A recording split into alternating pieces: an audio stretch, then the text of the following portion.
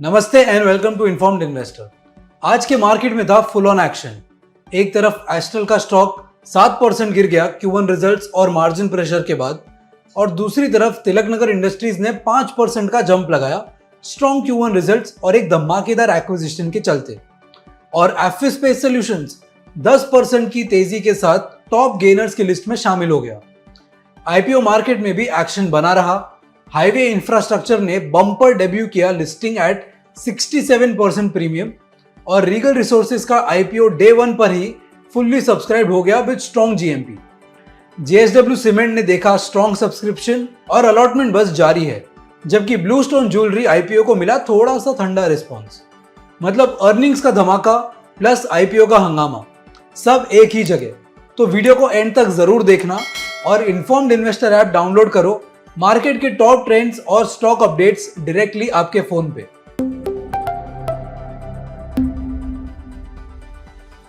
CPVC pipes का leader astral का share आज 7% तक गिरा। कंपनी ने अपने Q1 FY26 रिजल्ट्स अनाउंस किए जो काफी डिसअपॉइंटिंग थे। एस्ट्रल लिमिटेड की शुरुआत 1996 में हुई थी, जिसे संदीप इंजीनियर ने एस्टैब्लिश किया, जो बाय प्रोफेशन एक केमिकल इंजीनियर है। 2007 में स्टॉक एक्सचेंज पर डेब्यू के बाद से एस्ट्रल ने काफी प्रोग्रेस की है और पाइपिंग सेगमेंट में अपना प्रोडक्ट पोर्टफोलियो लगातार एक्सपैंड किया है। 2014 में कंपनी ने एडेसिव्स और सीलेंट सेगमेंट में एंट्री ली, रेसिनोवा और यूके बेस्ड सील आईटी को एक्वायर करके। FY25 में पाइपिंग एंड प्लम्बिंग सेगमेंट का कंट्रीब्यूशन टोटल रेवेन्यू का 72% का था, जबकि पेंट्स एंड अधेसिव सेगमेंट का 28% था। आज एस्ट्रल के पास पीवीसी, सीपीवीसी और lead free PVC, plumbing systems and fittings जैसे डाइवर्स प्रोडक्ट का रेंज है।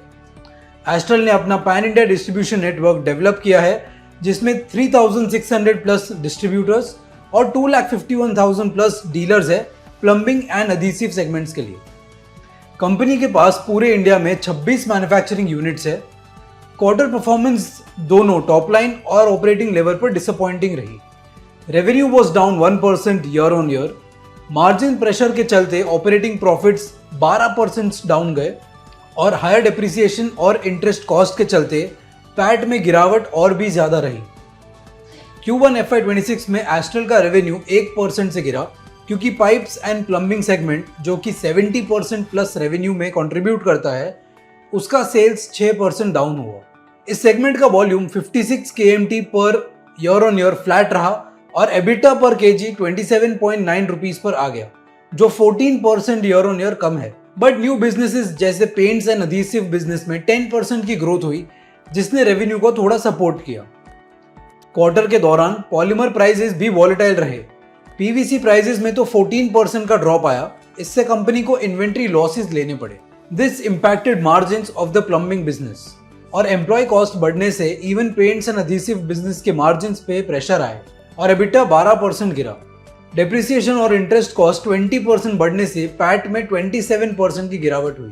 एस्ट्रल का Q1 परफॉर्मेंस इंडस्ट्री हेडवाइंस के कारण खराब था, लेकिन जुलाई से पॉलीमर प्राइसेस सेटल डाउन हो रहे हैं, और पाइप्स डिवीजन ने जुलाई 25 में 30% वॉल्यूम ग्रोथ भी रिपोर्ट की है। यानी डिमांड में भी रिकवरी है और रियलाइजेशन भी इंप्रूव हो रहे हैं।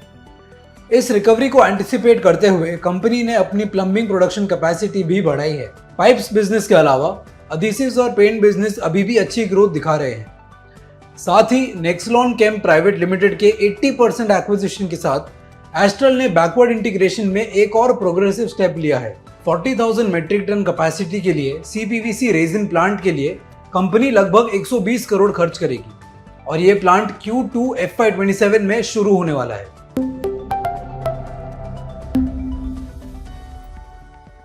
तिलकनगर इंडस्ट्रीज का स्टॉक Q1 FY26 रिजल्ट्स के बाद लगभग 8% ऊपर चला गया।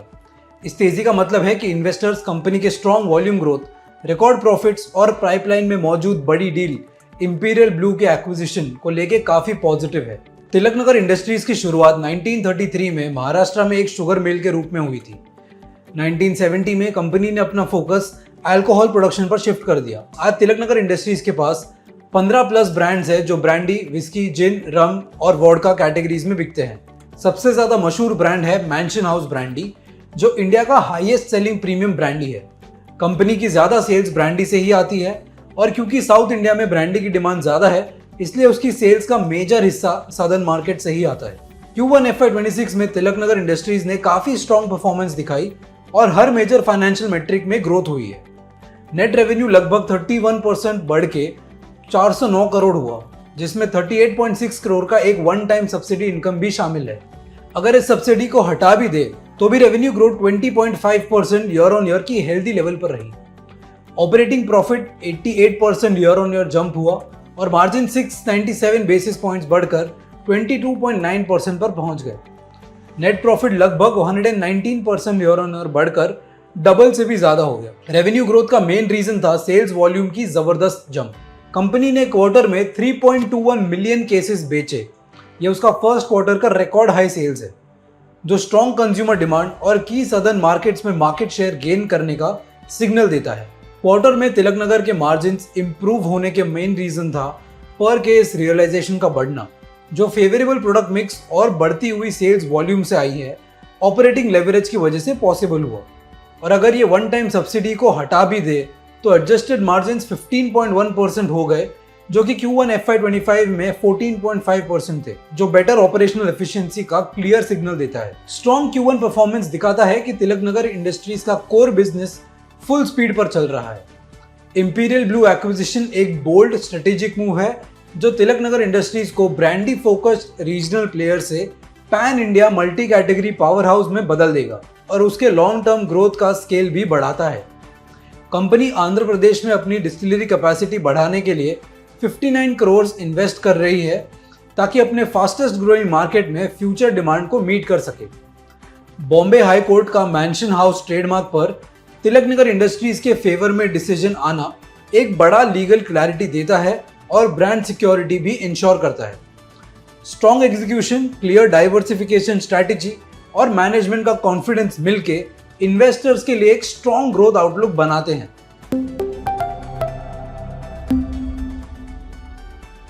एफवी स्पेस सॉल्यूशंस का शेयर आज 10% से ज्यादा बढ़ गया, जब कंपनी ने अपने Q1 नेट प्रॉफिट में 3 गुना ग्रोथ रिपोर्ट की। एफवी स्पेस सॉल्यूशंस इंडिया के फ्लेक्सिबल वर्क स्पेस सेगमेंट का एक मार्केट लीडर बन चुका है, जिसका प्रेजेंस 18 सिटीज में है। कंपनी अलग अलग वर्क स्पेस सॉल्यूशंस देती है, इंडिविजुअल डेस्क से लेके कस्टमाइज ऑफिस स्पेस तक। साथ ही डिजाइन एंड बिल्ड और फैसिलिटी मैनेजमेंट जैसे सर्विसेज भी ऑफर करती है। कंपनी का major revenue coworking space rent से आता है। जून 2025 क्वार्टर में एफविस की कमाई पिछले साल के मुकाबले 30% बढ़ गई। कंपनी ने 5,879 नए सीट्स और 2 नए सेंटर्स ऐड किए, से टोटल सीट्स 1,55,490 हो गई। अब उसके पास 232 सेंटर्स है। ओवरऑल ऑक्यूपेंसी रेट 73% रही और 12 महीने से पुराने सेंटर्स में भी occupancy rate was a healthy 84%। Steady growth और कंट्रोल्ड एक्सपेंसेस की वजह से EBITDA और मार्जिन्स इंप्रूव हुए और प्रॉफिट 3 गुना से ज्यादा बढ़ गया। स्ट्रॉन्ग डिमांड मोमेंटम, मैनेजमेंट ने हाईलाइट किया है कि first time mid sized GCC centres से स्ट्रॉन्ग डिमांड आ रही है। प्रीमियम पोजिशनिंग शिफ्ट, जून 2024 के बाद जो भी नए सेंटर्स साइन हुए हैं, सब ग्रेड A कमर्शियल एसेट्स में ही हैं।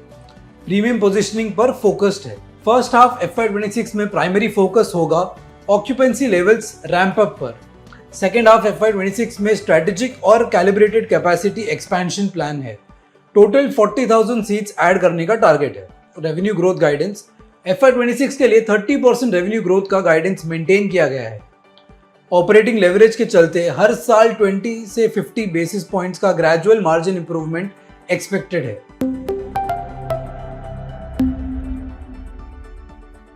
आज सुबह हाईवे इंफ्रास्ट्रक्चर ने शानदार मार्केट डेब्यू किया। BSE पर 117 रुपए पर लिस्ट होते हुए जो IPO प्राइस 70 रुपीज का था, उससे 67% ज्यादा। लिस्टिंग के बाद स्टॉक ने अपना 5% अपर सर्किट भी हिट किया। आज एक नया IPO खुला, रीगल रिसोर्सेज, जो 14 अगस्त 2025 तक ओपन रहेगा। प्राइस बैंड 96 रुपीज से 102 पर शेयर रखा गया है। कंपनी का प्लान है कि 306 करोड़ रेज करना, जिसमें 210 करोड़ का फ्रेश इश्यू है और 96 करोड़ ऑफर फॉर सेल के थ्रू आएंगे। फिलहाल ग्रे मार्केट में रीगल रिसोर्सेज के शेयर्स 22 से 24 रुपीज प्रीमियम पर ट्रेड हो रहे हैं, जो लगभग 24% का प्रीमियम है। आज ब्लू स्टोन ज्वेलरी IPO का दूसरा दिन है ये 1540 करोड़ का आईपीओ 11 अगस्त 2025 को ओपन हुआ था और 13 अगस्त 2025 को क्लोज होगा।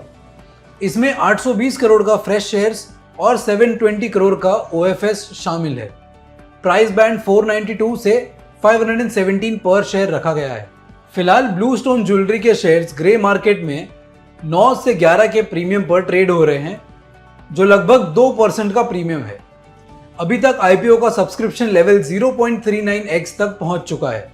यह स्ट्रॉन्ग डेब्यू एक जबरदस्त आईपीओ रिस्पॉन्स के बाद आया, जहां हाईवे इंफ्रा का इशू करीब 317 टाइम्स सब्सक्राइब हुआ था। जेएसडब्ल्यू सीमेंट का आईपीओ, जिसका प्राइस बैंड 139 टू 147 पर शेयर था, आज सिर्फ 4 रुपए का म्यूटेड ग्रे मार्केट प्रीमियम दिखा रहा है। 3600 करोड़ के इस आईपीओ में 1600 करोड़ का फ्रेश इशू था और 2000 करोड़ का ओएफएस है, और ये आईपीओ 7.8 टाइम सब्सक्राइब हुआ।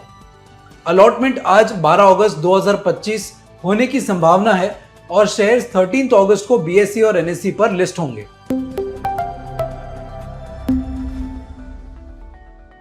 जापान का निकी इंडेक्स आज ऑल टाइम हाई पर पहुंच गया, जब यूएस प्रेसिडेंट डोनाल्ड ट्रंप ने चाइनीज गुड्स पर लगने वाले हाई टैरिफ्स को 90 दिन के लिए पॉज करने का एक्सटेंशन दे दिया। यह पॉज अब 10 नवंबर तक रहेगा, जिससे यूएस और चाइना को अपने ट्रेड डिस्प्यूट सॉल्व करने के लिए ज्यादा टाइम मिल जाएगा। इस बीच इंडियन शेयर मार्केट्स भी स्ट्रॉन्ग ग्लोबल क्यूज और इंडिया के कॉर्पोरेट प्रॉफिट्स के रिबाउंड के होप्स, साथ ही सस्टेन्ड रिटेल फ्लोज के सपोर्ट पर गेन हुए। पिछले महीने ब्रॉडर मार्केट्स टैरिफ वरीज और वीक अर्निंग्स की वजह से स्लिप हुए थे, लेकिन इंडियन रिटेल इन्वेस्टर्स ने हिम्मत नहीं हारी और स्टॉक फंड्स में रिकॉर्ड 427 बिलियन इन्वेस्ट किए। That's it for today. This is Akshay Jain signing off. Thank you. Investments in securities market are subject to market risks. Read all the related documents carefully before investing.